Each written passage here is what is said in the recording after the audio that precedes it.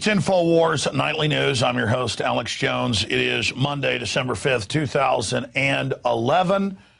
We don't have any guests tonight because I needed all the time we have to cover the news.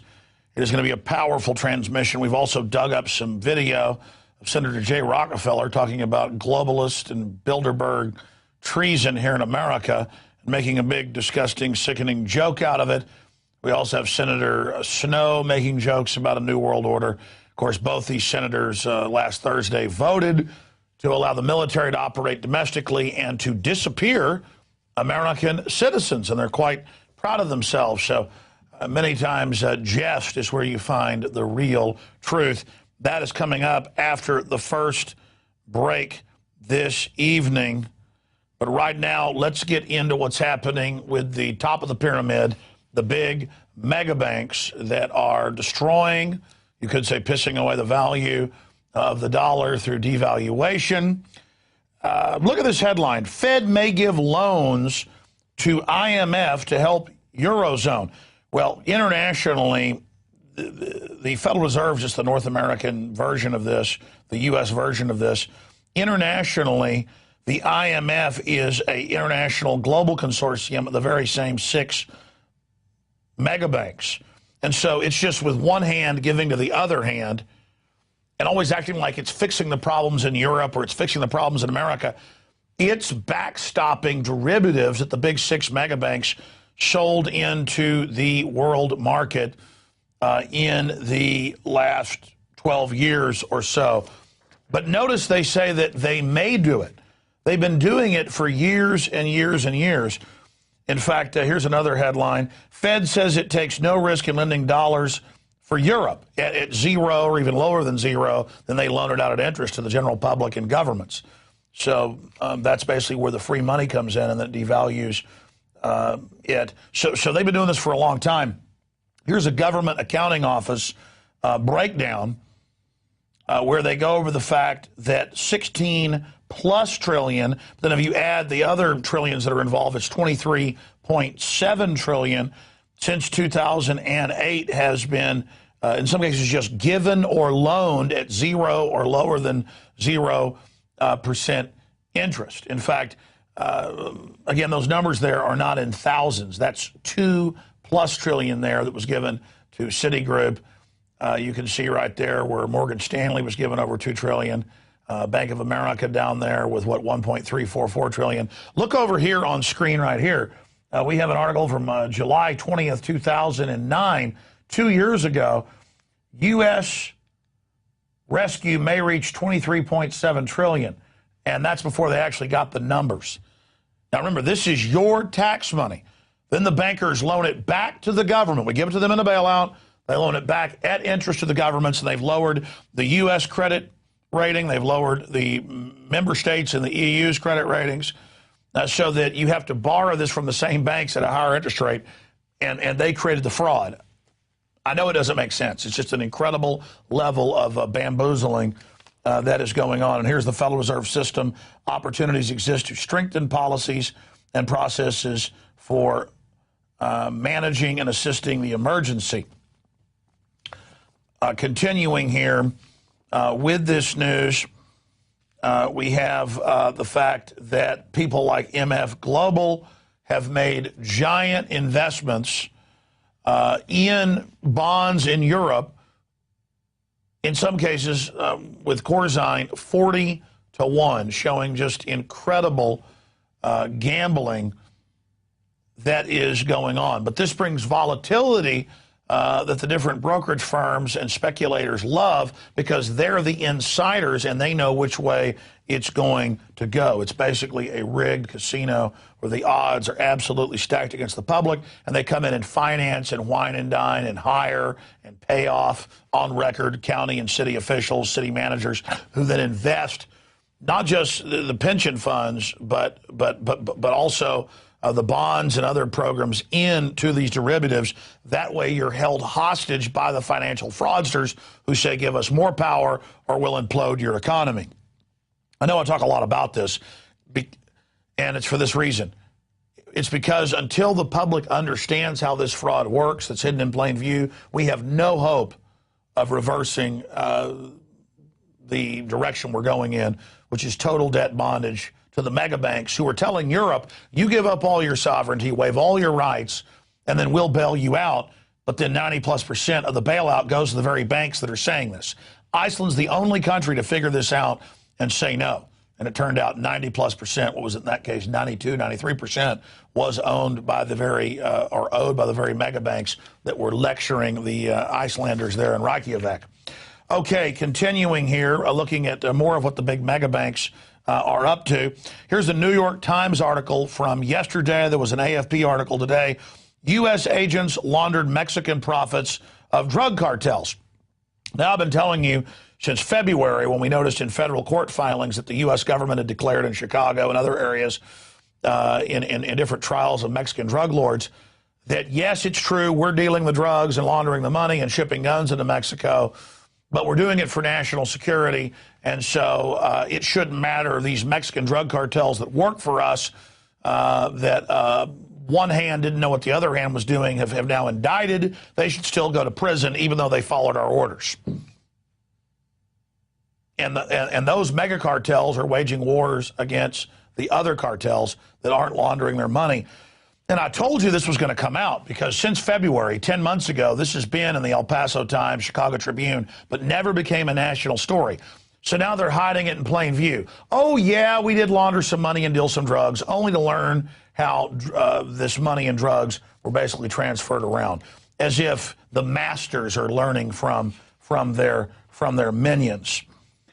Continuing, though, if the establishment thinks that they're going to ship guns into Mexico and to other areas of the U.S. to destabilize things and then blame the Second Amendment, think again. This is the Rubicon. This is the line in the sand. The public will not put up with this. Since Obama got elected in 2008 and became president in January of 2009, gun sales have been at a record pace, but now all of those previous records have been shattered in the last 2 weeks. Fear of a second Obama term spurs record gun sales. Single-day firearms purchases hit all-time highs. So Homeland Security on record is training the police and military to take on conservatives, libertarians, people that basically aren't communist or collectivist.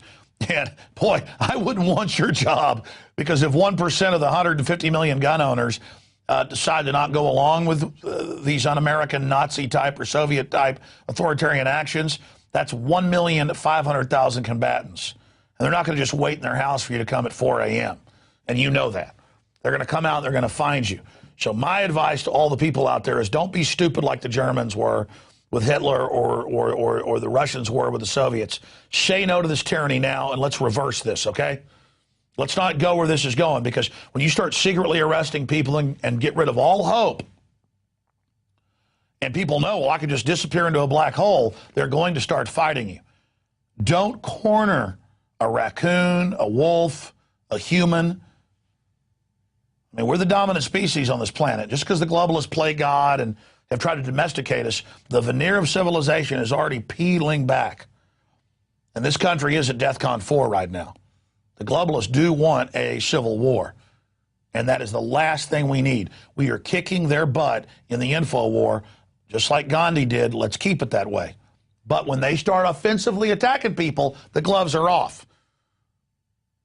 Never attack offensively. But if you do start defending yourself defensively, well, as you know, the sky's the limit. We are at the crossroads. And if you're a new viewer, don't laugh at this. Bear testament. Go do research into what we've predicted up to this point. We've been on target. I'm telling you the next chapters in this designed global takeover. The globalists don't care if it wrecks things. They believe you're going to break a few eggs and make an omelet. They want to dominate things financially with a paramilitary backstop. It's not going to work, but they may wreck everything in the process of reaching for power, like Napoleon did, like so many others did. All right, let's continue here. Truly disgusting piece of news. Herman Cain has come out and said he endorses Newt Gingrich. You've got Mr. Council on Foreign Relations, Mr. New World Order, Mr. Open Borders, gun control, carbon taxes, government-run health care, Mr. Establishment being endorsed by the former head of the Atlanta excuse me, the former head of the Kansas City Federal Reserve, one of the most powerful branches in the private banking cartel. Of course, he's endorsing Newt Gingrich. It is truly disgusting. And again, anybody who believes Herman Cain was paying a woman's rent for 13 plus years because he cared about her, I mean, needs their head examined. He is a liar. He lied about Ron Paul. He lied about others. He is a puppet, and we told you that. And now it's come out. It was 9,999. There was going to be payroll tax on top of it. Then they could jack up all of those nines and have the federal government involved in every facet of our lives. Value-added tax and sales tax, the Fed's involved in that on top of an income tax? Give me a break. Okay, continuing, Pelosi has come out and said she will reveal information on Gingrich when the time is right. And Gingrich made jokes about it, about, sure, give me my Christmas gift. I mean, this is two crooks who become enormously wealthy off their insider trading, off their knowledge, off their lobbying, off their broken promises, off of all their activity. And we've got these two who've been in TV ads promoting carbon taxes that would literally shut down more than half the power in this country. And Gingrich, when he got caught doing that, said he'd never supported it. This is how dumb he thinks you are. So Gingrich fires back and says, hey, they're an early Christmas gift. See, he's a ringer, folks.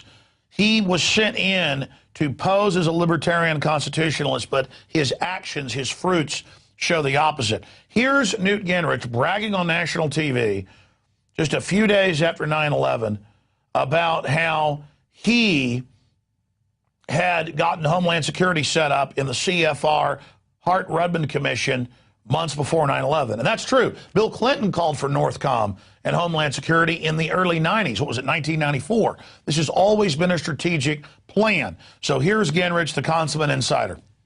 I think that you've got, first of all, I think you've got to give more resources to the intelligence community. I think you've got to repeal some of the rules that were imposed during the Clinton administration that, for example, blocked you from dealing with people who might have a human rights problem. By definition, if you're trying to penetrate terrorist cells, you're going to have to deal with people that wouldn't fit necessarily the ACLU standard.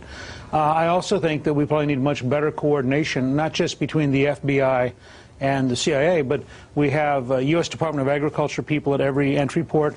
We have Immigration Service people checking your passport. We have Customs people. We have Border Patrol. Their computers don't talk to each other.